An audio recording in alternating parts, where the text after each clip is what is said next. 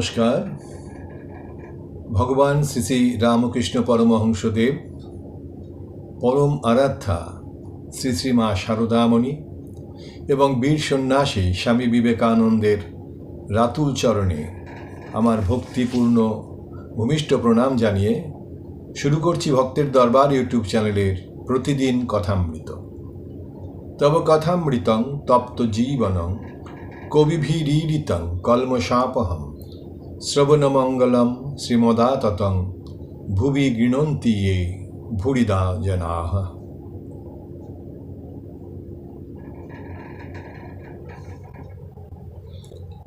শ্রী শ্রী রামকৃষ্ণ কথামৃত আমরা পড়ব আজকে 1031 পাতায়।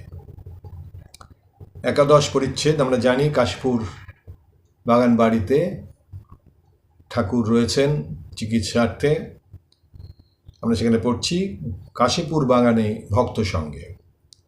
শ্রীরামকৃষ্ণ কাশীপুরের বাগানে সেই উপরের ঘরের শয্যার উপর বসিয়া আছেন। ঘরে শশী ও মণি। ঠাকুর মণিকে ইশারা করিতেছেন পাখা করিতে, তিনি পাখা করিতেছেন। বৈকাল বেলা 5টা-6টা, সোমবার, চরক সংক্রান্তি, বাসন্তী মহাষ্টমী পূজা, চৈত্র শুক্লা ষষ্ঠী, 31শে চৈত্র, 12ই এপ্রিল 1886। পাড়াতেই চরক হইতেছে। ঠাকুর একজন ভক্তকে চরকের কিছু কিছু জিনিস কিনিতে পাঠাইয়াছিলেন। ভক্তটি ফিরিয়া আসিয়াছেন। শ্রীরামকৃষ্ণ: কি কি আনলি? ভক্ত: বাতাসা 1 পয়সা, বটি 2 পয়সা, হাতা 2 পয়সা। শ্রীরামকৃষ্ণ: ছুরি কই? ভক্ত: 2 পয়সায় দিলে না। শ্রীরামকৃষ্ণ ব্যগ্র হইয়া: যা যা ছুরি আন। মাস্টার নিচে বেড়াইতেছেন। নরেন্দ্র ও তারক কলিকাতা হইতে ফিরিলেন। গিরিশ ঘোষের বাড়ি ও অন্যান্য স্থানে গিয়াছিলেন। তারক: আজ আমরা মাংস টাংস অনেক খেলুম। নরেন্দ্র: আজ মন অনেকটা নেমে গেছে, তপস্যা লাগাও। মাস্টারের প্রতি: কি? Slavery of body, of mind? শরীরের দাসত্ব, মনের দাসত্ব? ঠিক যেন মুটের অবস্থা। শরীর মন যেন আমার নয়, আর কারু। সন্ধ্যা হইয়াছে। উপরের ঘরে ও অন্যান্য স্থানে আলো জ্বালা হইল। ঠাকুর বিছানায় উত্তরাশ্ব হইয়া বসিয়া আছেন। জগন্মাতার চিন্তা করিতেছেন। কিয়ৎক্ষণ পরে ফকির ঠাকুরের সম্মুখে অপরাধভঞ্জন স্তব পাঠ করিতেছেন। ফকির বলরামের পুরোহিত বংশীয়। প্রাগদেহস্থ যদাসং তব চরণ যুগং নাশ্রিত নার্চিতোহং তেনাদেভ কীর্তিবগর্জৈ জঠোর দহনৈবার্ধমান বলিষ্ঠৈ স্থিতা জন্মান্তরেণ পুনরিহ ভবিতাকাশ্রয় কাপি সেবা ক্ষন্তব্য মেহপরাধ প্রকটিত বদনে কামরূপে করালে ইত্যাদি। ঘরে শশী, মণি, আরও 2-1টি ভক্ত আছেন। স্তব পাঠ সমাপ্ত হইল। ঠাকুর শ্রীরামকৃষ্ণ অতি ভক্তিভাবে হাত জোর করিয়া নমস্কার করিতেছেন। মণি পাখা করিতেছেন। ঠাকুর ইশারা করিয়া তাহাকে বলিতেছেন একটি পাথর বাটি আনবে। এই বলিয়া পাথর বাটির গঠন অঙ্গুলি দিয়া আঁকিয়া দেখাইলেন। 1 পো, অত দুধ ধরবে, সাদা পাথর। মণি: আজ্ঞা হাঁ। শ্রীরামকৃষ্ণ: আর সব বাটিতে ঝোল খেতে আষ্টে লাগে, আর খেতে পারছেন না।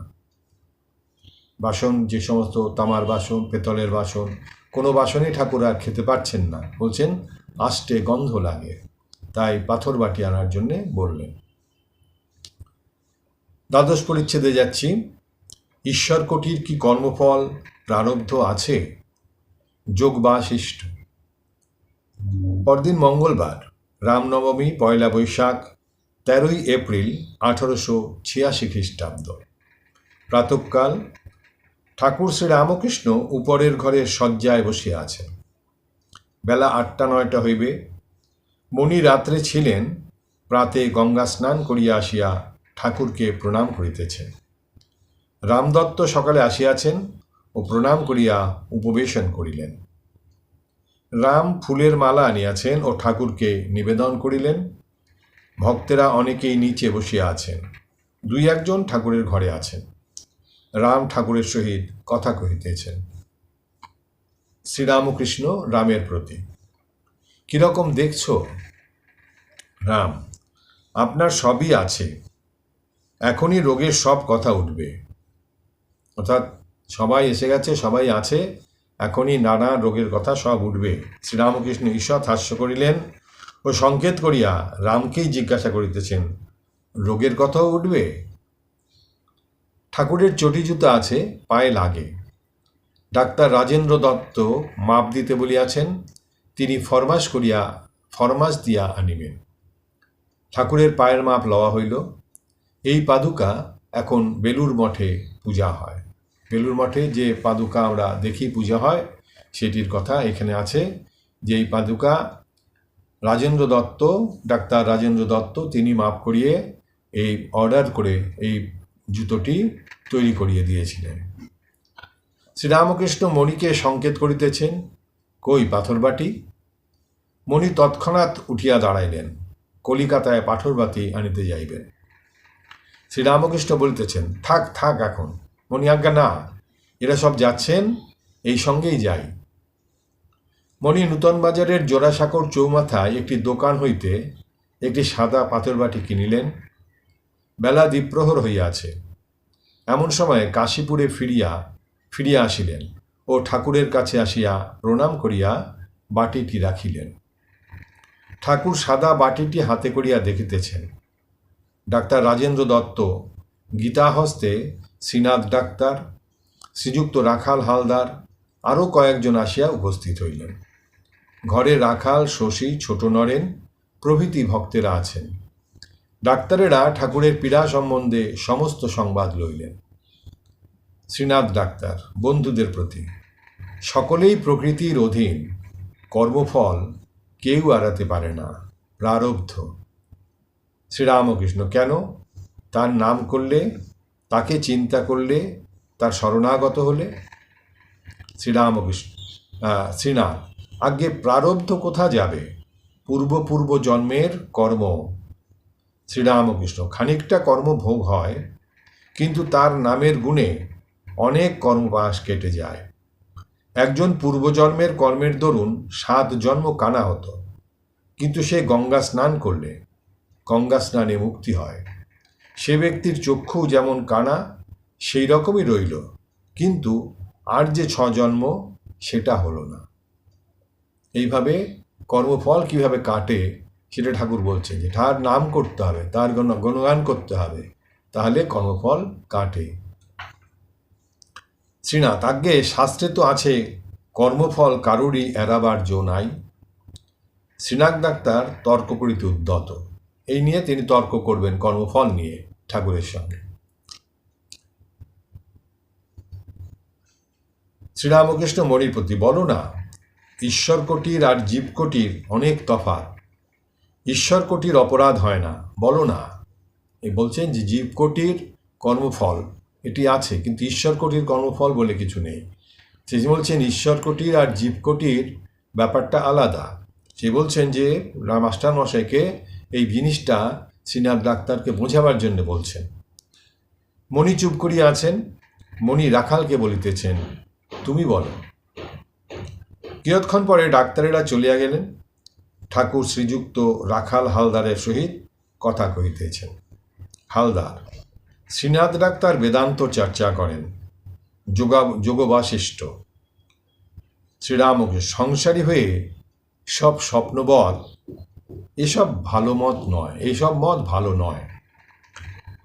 একজন ভক্ত কালিদাস বলে সেই লোকটি, তিনিও বেদান্ত চর্চা করেন, কিন্তু মোকদ্দমা করে সর্বশান্ত। শ্রীরামকৃষ্ণ সহাস্যে: এই মোকদ্দমা করে সর্বশান্ত শুনে হাস্য বললেন, সব মায়া, আবার মোকদ্দমা। যদি মায়াই হবে সব, তা এইটা রাখার জন্যে মোকদ্দমা কেন? বাড়িঘর রাখার জন্যে মোকদ্দমা কেন? মায়ার তো সব। সেই বলছেন যে সব মায়া আবার মোকদ্দমা। রাখালের প্রতি জনাইয়ের মুখুজ্জি প্রথমে লম্বা লম্বা কথা বলছিল, তারপর শেষকালে বেশ বুঝে গেল। আমি যদি ভালো থাকতুম ওদের সঙ্গে আর খানিকটা কথা কইতাম। জ্ঞান জ্ঞান কি করলেই হয়? জ্ঞানের কথা বললেই হয় না। কামজয় দৃষ্টে ঠাকুর শ্রীরামকৃষ্ণের রোমাঞ্চ। হালদার, অনেক জ্ঞান দেখা গেছে, একটু ভক্তি হলে বাঁচি। সেদিন একটা কথা মনে করে এসেছিলাম, তা আপনি মীমাংসা করে দিলেন। শ্রীরামকৃষ্ণ ব্যগ্র হইয়া কি কি অর্থাৎ কোন কথার কথা বলছেন সেটা জিজ্ঞাসা করছেন। হালদার, আগে এই ছেলেটি এলে বললেন যে জিতেন্দ্রীয়। শ্রীরামকৃষ্ণ, হ্যাঁ গো, ওর অর্থাৎ ছোট নয়নের কথা। ওর ভিতর বিষয়বুদ্ধি আদপে ঢোকে নাই। ও বলে কাম কাকে বলে তা জানি না। মনির প্রতি, হাত দিয়ে দেখো, আমার রোমাঞ্চ হচ্ছে। এই যে কথা কামজয়ী, এই কথাটা বলতে তার সে যে এত আনন্দ পায়, বলছে দেখো আমার রোমাঞ্চ হচ্ছে। কাম নাই, এই শুদ্ধ অবস্থা মনে করিয়া ঠাকুরের রোমাঞ্চ হইতেছে। যেখানে কাম নাই সেখানে ঈশ্বর বর্তমান। এই কথা মনে করিয়া কি ঠাকুরের ঈশ্বরের উদ্দীপন হইতেছে? রাখাল হালদার বিদায় লইলেন। শ্রীরামকৃষ্ণ এখনও ভক্ত সঙ্গে বসিয়া আছেন। পাগলি তাহাকে দেখিবার জন্যে বড়ই উপদ্রব করে।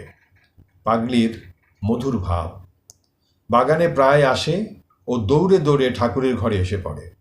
ভক্তেরা প্রহারও করেন, কিন্তু তাহাতেও নিবৃত্ত হয় না। শশী, পাগলি এবার এলে ধাক্কা মেরে তাড়াব। শ্রীরামকৃষ্ণ করুণা মাখা স্বরে, না না, আসবে চলে যাবে।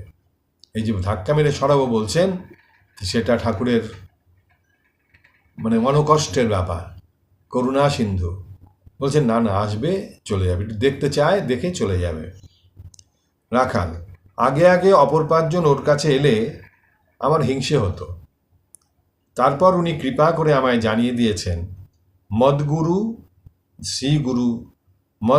শ্রী জগৎগুরু। উনি কি কেবল আমাদের জন্য এসেছেন? এই কথা রাখাল মহারাজ বলছেন। রাখাল সে বলছেন যে আগে আগে ঠাকুরের কাছে কাউকে দেখলে তারও রাগ হতো, সে তার হতো, তার বালক স্বভাব। যেমন শিশু, যেমন বাচ্চা, যেমন তার মা কেউ যদি বলে এটা আবার মা, সে একদম রেগে যায়, বলে না আমার মা। সেই রকম রাখালেরও তো বালক স্বভাব। সে ঠাকুরের কাছে অন্য কাউকে আগে সহ্য করতে পারত না। বলছেন যে আমাকে দেখিয়ে দিয়েছেন মদগুরু শ্রী জগৎগুরু। আমার যে গুরু সে জগতের গুরু, অতএব আমার একার তার উপরে অধিকার এটা ঠিক নয়, এটা নয়। তিনি সেটা আমাকে বুঝিয়ে দিয়েছেন, দেখিয়ে দিয়েছেন। শশী, তা নয় বটে, কিন্তু অসুখের সময় কেন? আর ওরকম উপদ্রব? রাখাল, উপদ্রব সব্বাই করে। সকলেই কি খাঁটি হয়ে ওর কাছে এসেছে? ওকে আমরা কষ্ট দিই নাই? নরেন্দ্র আগে কীরকম ছিল, কত তর্ক করত। শশী, নরেন্দ্র যা মুখে বলতো কাজেও তা করত। সে শুধু তর্ক করত না, যদি কিছু নিয়ে তর্ক করত তার উপরে তার 16 আনা বিশ্বাস ছিল, সেইভাবেই সে করত। রাখাল, ডাক্তার সরকার কি কম বলেছে? ধরতে গেলে কেউই নির্দোষ নয়। ডাক্তার সরকারও, মহেন্দ্র সরকারও খুব তাকে জ্বালাতন করেছে নানানভাবে। তো সে বলছেন ধরতে গেলে কেউই নির্দোষ নয়, এক একজনের এক এক রকম দোষ। শ্রীরামকৃষ্ণ রাখালের প্রতি সস্নেহে, কিছু খাবি? রাখাল, না, খাবো এখন। শ্রীরামকৃষ্ণ মণিকে সংকেত করিতেছেন, তুমি আজ এখানে খাবে? রাখাল, খান না, উনি বলছেন। ঠাকুর পঞ্চমবর্ষীয় বালকের ন্যায় দিগম্বর হইয়া ভক্ত সঙ্গে বসিয়া আছেন। এমন সময়ে পাগলি সিঁড়ি দিয়া উঠিয়া ঘরের দরজার কাছে দাঁড়াইয়াছে। মণি শশীকে আস্তে আস্তে, নমস্কার করে যেতে বলো, কিছু বলে কাজ নাই। শশী পাগলিকে নামাইয়া দিলেন। আজ নববর্ষারম্ভ। মেয়ে ভক্তেরা অনেকে আসিয়াছেন। ঠাকুরকে ও শ্রী শ্রী মাকে প্রণাম করিলেন ও তাহাদের আশীর্বাদ লইলেন। শ্রীযুক্ত বলরামের পরিবার, মণিমোহনের পরিবার, বাগবাজারের ব্রাহ্মণী ও অন্যান্য অনেক স্ত্রীলোক ভক্তেরা আসিয়াছেন, কেহ কেহ সন্তানাদি লইয়া আসিয়াছেন। তাহারা ঠাকুরকে প্রণাম করিতে উপরের ঘরে আসিলেন। কেহ কেহ ঠাকুরের পাদপদ্মে পুষ্প ও আবির দিলেন। ভক্তদের 2টি 9-10 বর্ষের মেয়ে ঠাকুরকে গান শুনাইতেছেন। কি গান হচ্ছে? জুড়াইতে চাই কোথায় জুড়াই, কোথা হতে আসি কোথা ভেসে যায়, ফিরে ফিরে আসি কত কাঁদি হাসি, কোথা যাই সদা ভাবি গোতায়। তার পরের গান হরি হরি বল রে বিনে। তারপরে গাইলেন ওই আসছে কিশোরী, ওই দেখো এলো তোর নয়ন বাঁকা বংশীধারী। তারপরের গান দুর্গা নাম জপ সদা রসনা আমার, দুর্গমে শ্রী দুর্গা বিনে কে করে উদ্ধার। শ্রীরামকৃষ্ণ সংকেত করিয়া বলিতেছেন, বেশ মা মা বলছে। ব্রাহ্মণীর ছেলে মানুষের স্বভাব। ঠাকুর হাসিয়া রাখালকে ইঙ্গিতে করিতেছেন, ওকে গান গাইতে বলো না। ব্রাহ্মণী গান গাইতেছেন, ভক্তেরা হাসিতেছেন। হরি খেলবো আজ তোমার সনে, একলা পেয়েছি তোমায় নিধুবনে। মেয়েরা উপরের ঘর হইতে নিচে চলিয়া গেলেন। বৈকাল বেলা ঠাকুরের কাছে মণি ও 2-1টি ভক্ত বসিয়া আছেন। নরেন্দ্র ঘরে প্রবেশ করিলেন। শ্রীরামকৃষ্ণ ঠিকই বলেন, নরেন্দ্র যেন খাপ খোলা তলোয়ার লইয়া বেড়াইতেছে। সে এমন সদর্পে আসছেন যে ঠাকুর বলেন যে যেন সবসময় খাপ খোলা তলোয়ার নিয়ে এসে ঘুরছেন। এই নরেন্দ্র ঢুকেছেন। এবার অন্যান্য কথাবার্তায় যাব আমরা। আজকের মতো আমরা এখানে রাখছি, আবার কালকে পড়ব। নিরঞ্জনং নিত্যম অনন্তরূপং ভক্তানুকম্পা ধৃত বিগ্রহং বৈ ঈশাবতারং পরমেশ্বমিডং তং রামকৃষ্ণ শিরসা নমামি। হরি ওম তৎসৎ। শ্রীরামকৃষ্ণার্পণমস্তু।